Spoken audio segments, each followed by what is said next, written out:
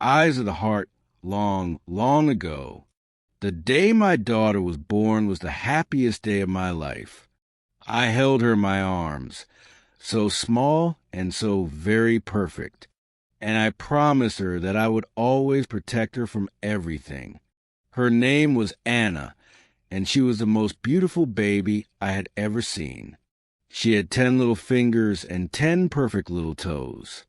My wife and I looked at her and felt a love so deep, so pure, that it filled every corner of our hearts. Our world felt complete. Our small family was finally here. We brought her home from the hospital to her new little room, where we had painted the walls yellow, the color of sunshine and hope. For the first few weeks, everything seemed absolutely perfect. She would sleep, she would eat, and she would make small baby sounds. We were exhausted, but we were the happiest parents in the world. Then we began to notice something different. Her beautiful blue eyes didn't seem to follow our movements, and she didn't look at the colorful toys we showed her. At first, we thought she was just a calm, quiet baby. We told ourselves that all babies are different in their own ways. But a small seed of worry took root in my heart. We took her to the doctor for a checkup to ease our minds. The doctor, a kind man, examined her carefully, his face turning serious. After several tests, he gave us the news that changed our world forever. Our little Anna was born completely blind. His words hit me like a stone. I couldn't breathe, couldn't think. My mind filled with darkness, the same darkness I imagined for her. My wife held my hand, her eyes brimming with tears. When we returned home, the yellow walls of her room felt gray. The sunshine was gone, replaced by fear. I looked at my sleeping daughter and felt deep sorrow. What kind of life would she have in a world she couldn't see? How could I protect her from a world full of unknown dangers? For weeks, our home was quiet and heavy with sadness. We were lost, unsure what to do or say, afraid of what the future might hold. But my wife, stronger than I had ever known, rose from her grief. She read every book she could find on raising a blind child and taught me that Anna's world wasn't empty. It was just different. It was a world of sound and touch, and it was our job to help her explore it. We made our home safe, patting the corners of furniture and filling her room with toys that made different sounds. We gave her a ball with a bell inside, and though at first she only listened to it, one day she crawled toward it, following its sound. That was the moment hope returned. We saw her determination, her strength, and knew she would be okay. We became her eyes, describing the blue sky and the green grass, the bright flowers in our garden. Her hands became her eyes. She gently touched everything, learning the shape of flowers and the roughness of tree bark. Her world was full of texture and feeling, and her hearing became incredibly sharp. She could hear birds from far away and identify people by their footsteps. She memorized a map of our house with her feet and never bumped into anything.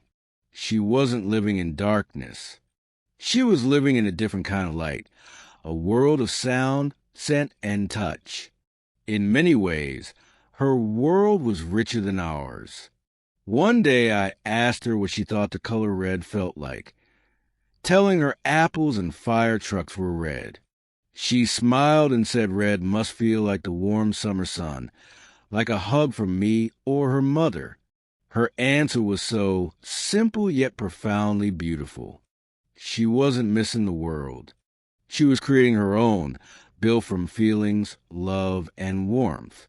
As she grew older, we knew we couldn't keep her in the safety of our home forever. She needed to experience the big, sometimes scary world. So one Sunday, we took her to the park for the very first time. I was so nervous. I was afraid she would fall and get hurt. So I held her hand tightly. My own fear felt like a cage. But Anna wasn't afraid at all. She was full of excitement, taking off her shoes to feel the soft grass beneath her feet. Her laughter was pure and beautiful, like music.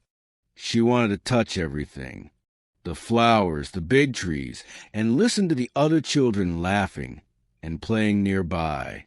Her face was lit with wonder and curiosity. Some children came over, curious about her white and red cane, and asked why she didn't open her eyes all the way. Anna simply smiled and told them her eyes were listening, that they lived in her ears and in her hands. Some didn't understand and walked away, but one boy stayed, genuinely curious. He asked how she could see without using her eyes. Anna gently took his hand and placed it on the bark of a tree, asking him to close his eyes and feel. "Now you are seeing the tree, just like I see it," she said. The boy was amazed and spent the rest of the afternoon exploring the world with her, offering her leaves and rocks and asking her to describe them. As I watched them play, my fear slowly began to melt. I realized she could make friends and connect with others. Her difference wasn't a wall, but a bridge. She was helping others see the world in a new way, opening their eyes beyond sight. She was a little teacher, without even knowing it. From that day on, I stopped being her fearful protector and became her proud, joyful guide. I learned to trust her and let her explore. We went to the beach where she felt the waves on her feet, and to the forest where she smelled the pine trees. Every experience became an adventure filled with joy. Anna never pitted herself or complained about what she couldn't do. She focused only on what she could. But soon, a new and daunting challenge appeared. It was time for Anna to go to a real school, filled with unfamiliar children and teachers. And just like that, the old fear crept back into my heart once again. How would she survive in a place that was so big and so loud? How would she find her way in the busy hallways of a school? I was worried about the other children and whether they would be kind. I was worried about the lessons and if she would be able to learn them well. My mind was full of questions and new dark doubts. My wife and I met with her new teacher before the school year started. The teacher was a wonderful woman with a kind and warm heart. She told us not to worry.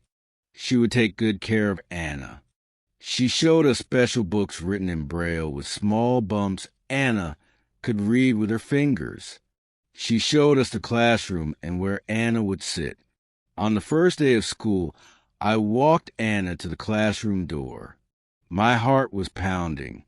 I was more nervous than she was. But Anna was just excited to meet new friends and learn new things. She quickly learned her way around the big and noisy school, her memory serving her well as she remembered every turn and every door. She made new friends who helped her and played with her, and she loved learning to read the Braille books. It was a new kind of magic, a way to unlock many stories. She would spend hours reading, lost in worlds of adventure. But her favorite class of all was music. The music teacher quickly noticed that Anna had a very special gift. She could hear a note and name it perfectly. The teacher told us Anna had perfect pitch and could learn to play an instrument very well. She suggested piano lessons. So we bought an old piano and placed it in our living room. From the moment she touched the keys, it was like magic. Her fingers danced across the keys, and beautiful music filled our home. The piano became her new voice, her new way of seeing.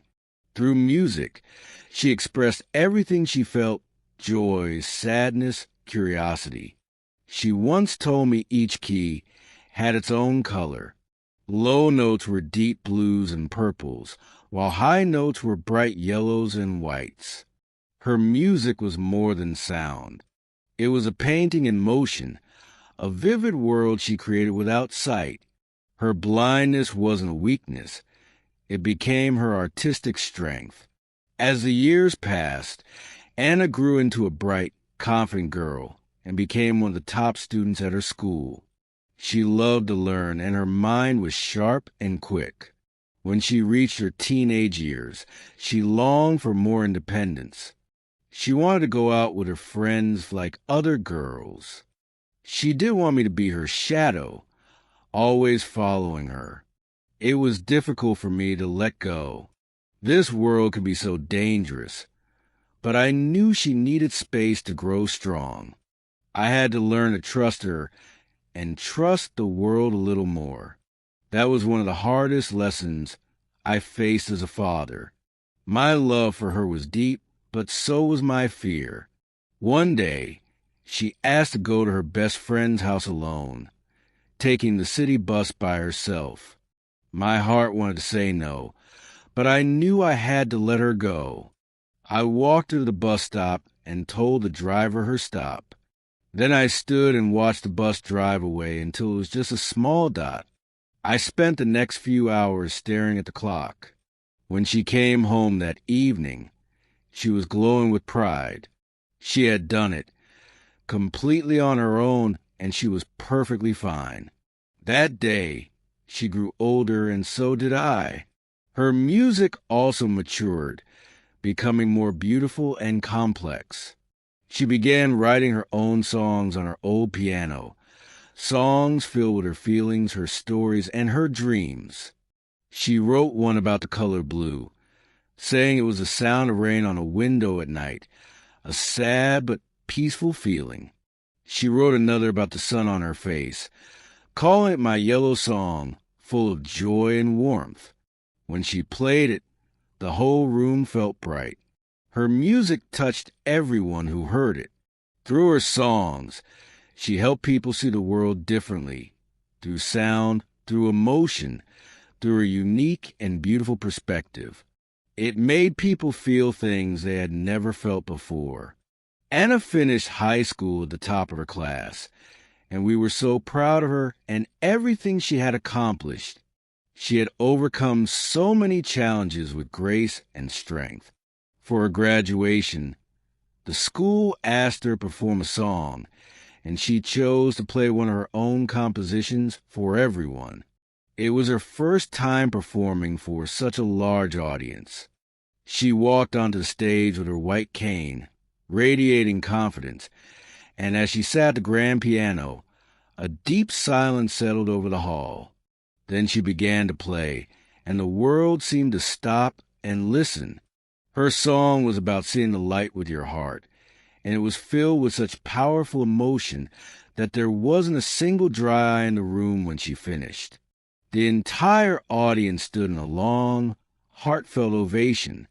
I was in the front row with tears running down my face, not tears of sadness, but of overwhelming pride. In that moment, I didn't see a blind girl on stage. I saw a brilliant artist, a strong young woman with an extraordinary gift. Anna had decided she wanted to study at a prestigious music university and become a professional musician and composer. I knew she could do anything she set her heart on. She moved away to attend school in another city, and though the house felt empty without her music, we were overjoyed for her and this new chapter of her life. Now, Anna is a grown woman living her dream. She travels the world, performing for thousands, and her songs bring hope and inspiration to so many. People sometimes call me and express sympathy, assuming her blindness was a tragedy in our lives. But they don't understand. They don't see what I see. Her blindness was never a tragedy. It was a gift, one that allowed her to see the world with a depth and clarity beyond the reach of ordinary sight. It helped her discover beauty most of us overlook. I once believed my role was to be her eyes, to show her the world and teach her what she needed to know. But I was wrong. She was a true teacher. Anna taught me what it means to be brave and strong. She showed me that our limits exist only in our minds. She taught me that you don't need eyes to see the real light. That true vision comes from listening, feeling, and connecting with the world around you. She taught me to find the music in every moment. As I look at her now, successful, joyful, and radiant, I think back to the day the doctor told us she was blind. I remember the fear and darkness I felt then, but it was fear wasted. Her life has not been dark. It has been full of light, a brilliant light that shines from within and touches everyone she meets. The day she was born, I promised I would always protect her. But the truth is, she ended up saving me. She rescued me from a life of seeing without truly feeling. I once thought her difference was a sorrow, but it became her greatest strength, a gift to the world. And being her father has been the greatest gift of my life, because that's what it means to be a parent. It's about love, sacrifice, and finding the strength to be happy for your child. It's about letting them teach you how to see the world again, watching them conquer their fears, and feeling pride in who they become. My daughter cannot see the world with her beautiful blue eyes, but she sees it more clearly than anyone I've ever known. She sees it through her music, and she sees it with her heart. Thanks for watching. If you like this story, please comment, share, and subscribe to keep learning with me.